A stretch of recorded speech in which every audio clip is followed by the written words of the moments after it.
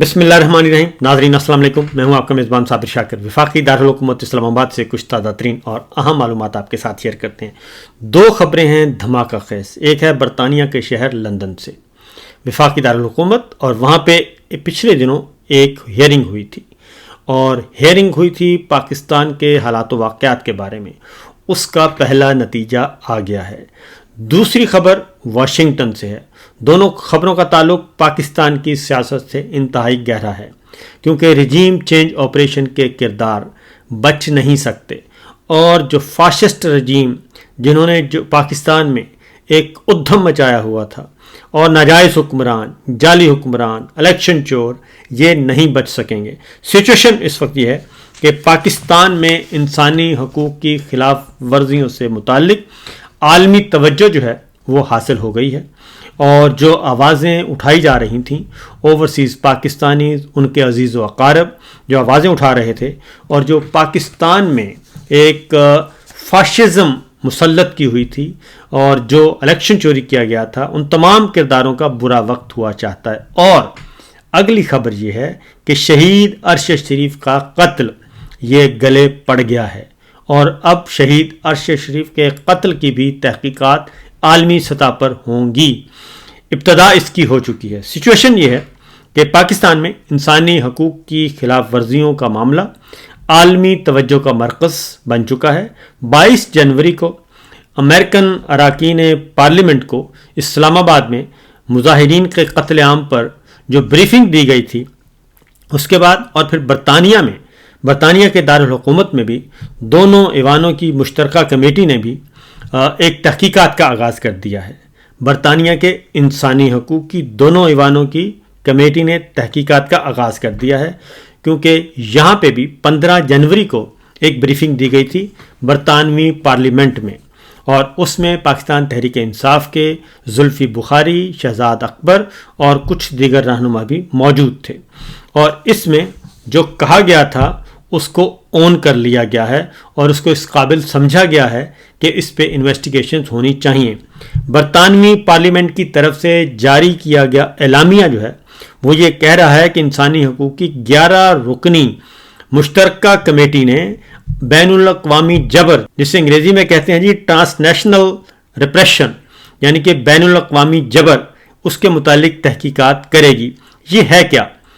وہ سمپل سی کہ اگر کسی ملک کے شہری کو کسی دوسری ریاست کی جانب سے دباؤ کا نشانہ بنایا جائے تو پھر اسے بین الاقوامی جبر کہتے ہیں. آپ ایک ملک کے شہری کو دوسرے ملک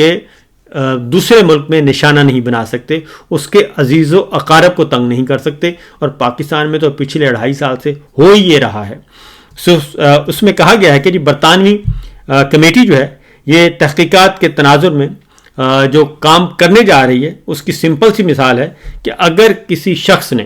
برطانیہ میں پناہ لے رکھی ہے، یا وہ برطانیہ کا شہری ہے، یا وہ دوہری شہریت کا حامل ہے، یا کسی بھی ویزے پر برطانیہ میں مقیم ہے، تو اور اگر ریاست پاکستان اسے بلیک میل کرتی ہے یا دباتی ہے یا کوئی زیادتی کرتی ہے، جھوٹا مقدمہ قائم کرتی ہے، خوف و ہراس پھیلاتی ہے، تو اسے بین الاقوامی جبر تصور کیا جائے گا. اور اسی کے بارے میں آواز بلند کی تھی اوورسیز پاکستانیوں نے. اور خاص طور پہ اس تناظر میں چونکہ جو صورتحال پچھلے 2.5 سال سے پاکستان میں ہے، اس میں ہوا یہ ہے کہ جتنے بھی ہمارے پاکستانی بھائی اوورسیز پاکستانی مختلف ملکوں میں تھے، تو ان کے عزیز و اقارب کو پاکستان میں دھمکایا گیا، ان کو تنگ کیا گیا، انڈائریکٹ ان کو دھمکیاں دی گئیں، ان کی پراپرٹیز، ان کے پاسپورٹ، ان کے آئی ڈی کارڈ، ان کے بینک اکاؤنٹس، یہ سب کچھ ان پہ قدغنیں لگائی گئیں، اور یہاں تک کہ ان کے عزیز و اقارب کو اغوا بھی کیا گیا اور جیلوں میں بھی ڈالا گیا. اس کی مثالیں میں آپ کو دیتا ہوں. اور برطانوی پارلیمانی کمیٹی کی جانب سے تحقیقات کا اعلان جو ہے وہ پاکستان، بھارت، بنگلہ دیش اور افریقی ممالک کی جانب سے برطانوی شہریوں کے خلاف اقدامات جیسی شکایات کی بنیاد پر کیا گیا ہے. اور بھارتی خفیہ ایجنسی کی جانب سے جو خالصتان کے رہنما کا کینیڈا میں قتل ہوا تھا، اس پہ بھی حکومت نے اسی بنیاد پہ، کینیڈا کی حکومت نے اسی بنیاد پر ایکشن لیا، اور بھارت اس وقت مصیبت کا شکار ہے. تو کون کون سے اقدامات جو ہیں وہ یہ کمیٹی دیکھ سکے گی۔ اس میں یہ ہے کہ اگر پاکستان کے اداروں کی جانب سے اور پاکستان کی گورنمنٹ کی جانب سے براہ راست پاسپورٹ یا دیگر شناختی دستاویزات منسوخ کرنے کی دھمکی دی جائے، جو کہ دی جا چکی ہے، اور اہل خانہ یا کسی عزیز پر تشدد یا انہیں اغوا کر کے آپ کو بلیک میل یا ہراساں کیا جائے، یہ بھی ہو چکا ہے۔ آپ پر سیاسی سرگرمیاں اور سوشل میڈیا ایکٹیویٹیز ترک کرنے کے لیے دباؤ ڈالا جائے، یہ بھی ہو چکا ہے۔ کسی بھی ذریعے سے آپ کی شخصی آزادی اور انسانی حقوق چھینے جائیں یا ایسے اقدامات کیے جائیں تو یہ بھی ہو چکا ہے۔ برطانیہ میں آپ کو نقصان پہنچانے کی کوشش کی جائے، یہ بھی ہو چکا ہے۔ یہ سارے جو اقدامات اٹھائے گئے ہیں اور جن کے بارے میں یہ تحقیقات ہونی ہیں اور جن کے بارے میں متاثرین وہ اپنے ثبوت پیش کریں گے اور اس کمیٹی کے سامنے جا کے بتائیں گے، تو یہ ایک سیریس معاملہ ہو چکا ہے جناب۔ آگے جی، یہ تمام اقدامات جو ہیں یہ بین الاقوامی جبر کے زمرے میں آتے ہیں، اور برطانوی کمیٹی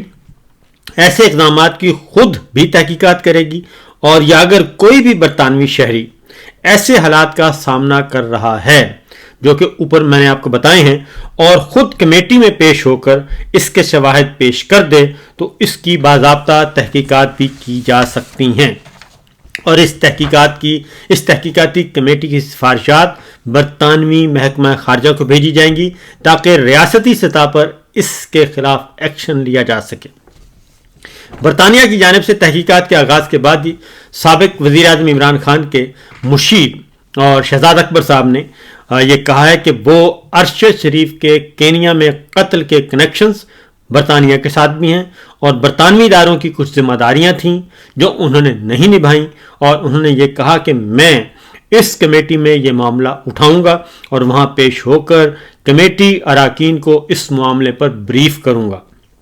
انہوں نے کہا کہ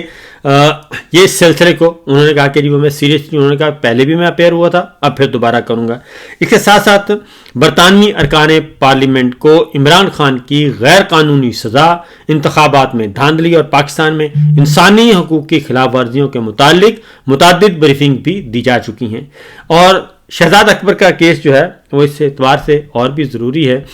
کہ ان کے گھر پہ بھی حملہ ہوا تھا اور ان پہ پھینکا گیا تھا، کوئی تیزاب ٹائپ چیز پھینکی گئی تھی، اور ان کے بھائی کو بھی اغوا کیا گیا تھا۔ اس طرح اور بہت سی مثالیں موجود ہیں جو کہ اس زمرے میں آتی ہیں، اور آنے والے وقتوں میں کافی مسائل پیدا ہو سکتے ہیں۔ اس کے علاوہ جی جو برطانوی ارکان پارلیمنٹ ہیں، صحافی ہیں اور دیگر نامور شخصیات بھی فری عمران خان کا آپ کو پتہ ہے مطالبہ بھی کر رہی ہیں، اور عمران خان صاحب کے معاملہ بھی اس میں آئے گا۔ اس کی وجہ یہ ہے کہ عمران خان صاحب کے بیٹے جو ہیں وہ برطانیہ میں مقیم ہیں دونوں،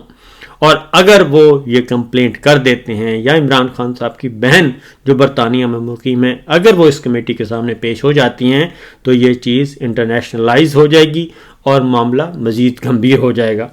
اور اس کے علاوہ یہ پارلیمنٹ کی جو مشترکہ کمیٹی ہے، یہ معاملہ، اس سارے معاملات جو میں نے آپ کو بتائے ہیں یہ آتے ہیں، اور یہ کمیٹی ریکمینڈ کرتی ہے تو پھر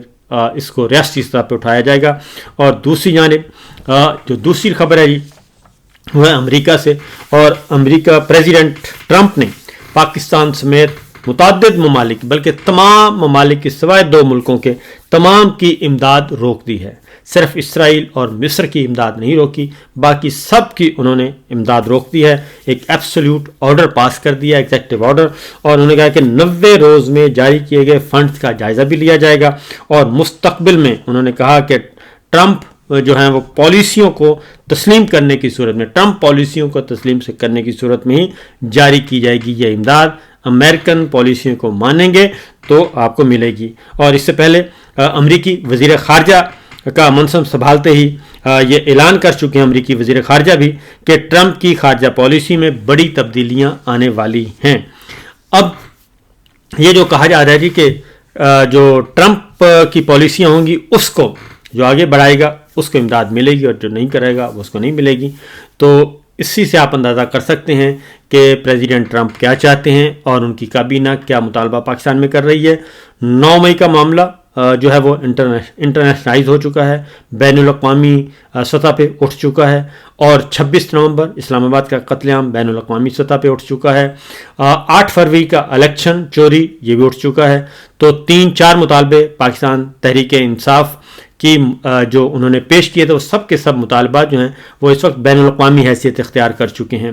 اور اس میں جو میں نے آپ کو پہلے بتایا اس کا بریف یہ ہے کہ عمران خان صاحب کی رہائی نمبر 1، نمبر 2 جمہوریت کی بحالی، نمبر 3 بنیادی انسانی حقوق کا تحفظ، یہ 3 کام انہوں نے کہا جی یہ کیے جائیں تو اس کے بعد پاکستان کے ساتھ ہمارے معاملات اور ہمارے تعلقات اس بنیاد پہ آگے بڑھیں گے۔ ایک اور خبر جو ہے امریکہ سے، وہ ہے پریزیڈنٹ ٹرمپ نے ایک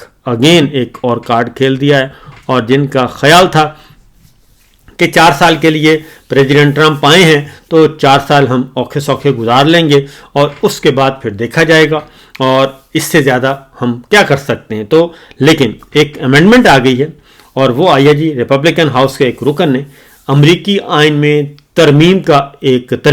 کی قرارداد پیش کی ہے، تاکہ پریزیڈنٹ ٹرمپ جو ہیں وہ مستقبل میں بھی الیکشن لڑنے کے اہل ہو سکیں، کیونکہ اس وقت امریکہ کا قانون یہ ہے کہ ایک شخص جو ہے وہ 2 سے زیادہ بار صدر منتخب نہیں ہو سکتا، میکسیمم 2 ٹرم ہوتی ہیں، خواہ وہ مستقل ہوں یا ایک بریک کے بعد ایک آ جائے، یا زندگی میں کسی وقت بھی 2 دفعہ وہ صدر بن سکتا ہے۔ لیکن اب جو کی گئی ہے جی متعارف کروائی گئی ہے ایک ترمیم اور اس کو قرارداد پیش کی گئی ہے، اس میں یہ کہا گیا ہے کہ اب کوئی بھی شخص امریکی صدارت کے لیے کوئی بھی شخص تیسری دفعہ بھی اہل ہوگا اور وہ 3 دفعہ بھی صدر بن سکتا ہے۔ 22ویں ترمیم جو ہے امریکی آئین کی، اس میں یہ قدغن ہے 2 بار کی، لیکن اوگلس کی قرارداد خاص طور پہ پریزیڈنٹ ٹرمپ کے لیے تیار کی گئی ہے، اور ٹرمپ کو تیسری مدت کے لیے کام کرنے کی اجازت اور بطور صدر منتخب ہونے کی چانس مہیا کرے گی۔ ترمیم میں یہ کہا گیا ہے کہ کوئی بھی شخص 3 بار سے زیادہ صدر کے عہدے کے لیے منتخب نہیں ہوگا، اور نہ ہی مسلسل 2 مرتبہ منتخب ہونے کے بعد کسی اضافی مدت کے لیے منتخب ہوگا۔ یعنی ایسے شخص کو اجازت دی گئی ہے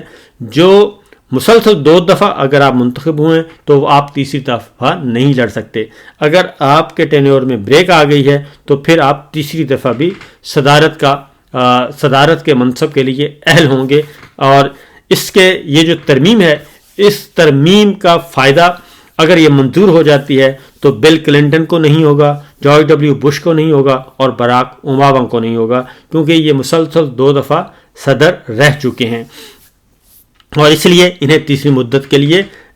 یہ ڈسکوالیفائی نہیں کریں گے۔ لیکن پریزیڈنٹ ٹرمپ جو ہیں وہ کر سکیں گے، اور اس طریقے سے انہوں نے کہا، اوگلس نے یہ کہا کہ یہ ضروری ہے کہ ہم صدر ٹرمپ کو بائیڈن انتظامیہ کی طرف سے طے شدہ تباہ کن راستے کو درست کرنے کے لیے ہر ضروری وسائل مہیا کریں، اور یہ ضروری ہے کہ وہ تیسری دفعہ بھی صدر منتخب ہوں تاکہ جو کام رہ گئے ہیں وہ آگے بڑھ کر سکیں۔ صدارتی شرائط پر 22ویں ترمیم کے ذریعے عائد کردہ حدود پر نظر ثانی کے لیے آئین میں ترمیم کی تجویز دے رہا ہوں، یہ قرارداد پیش کی گئی، اور یہ 3 دن کے اندر ہی یہ قرارداد نیو یارک کے ڈیموکریٹ نمائندے نے پیش کی ہے جی، اور یہ اب دیکھتے ہیں جی اس کا آگے نتیجہ کیا نکلتا ہے۔ اور یہ خبر ہے دھماکہ خیز، خاص طور پہ جو پریزیڈنٹ ٹرمپ کے مخالفین ہیں ان کے لیے، کیونکہ یہ ایک ایسی خبر ہے کہ کس کا کوئی سوچ بھی نہیں سکتا تھا۔ تو بہرحال یہ خبریں ہیں اور اس کے اثرات پاکستان میں آنے ہیں، اور خاص طور پہ یہ جو جوائنٹ انویسٹیگیشن کا میں نے آپ کو بتایا ہے کہ جوائنٹ انویسٹیگیشن برطانیہ میں شروع ہو رہی ہے بین الاقوامی جبر کے خلاف، تو یہ اگر اس کمیٹی کے سامنے جو پیش ہوگا اور اس نے ثبوت پیش کر دیے تو یقین جانیے کہ پاکستان میں جو فاشسٹ رجیم ہے اس کے لیے مسائل ہی مسائل ہیں۔ اس میں ہو سکتا ہے پاکستان بطور ریاست تو اتنا نقصان نہ ہو، لیکن وہ جو انڈیویجولز ہوں گے ان کو بہت زیادہ نقصان ہو سکتا ہے۔ اس لیے میرا مشورہ ہے کہ اپنے عللے تللے چھوڑ دیں اور انسان بنیں۔ اجازت دیجیے، اللہ حافظ۔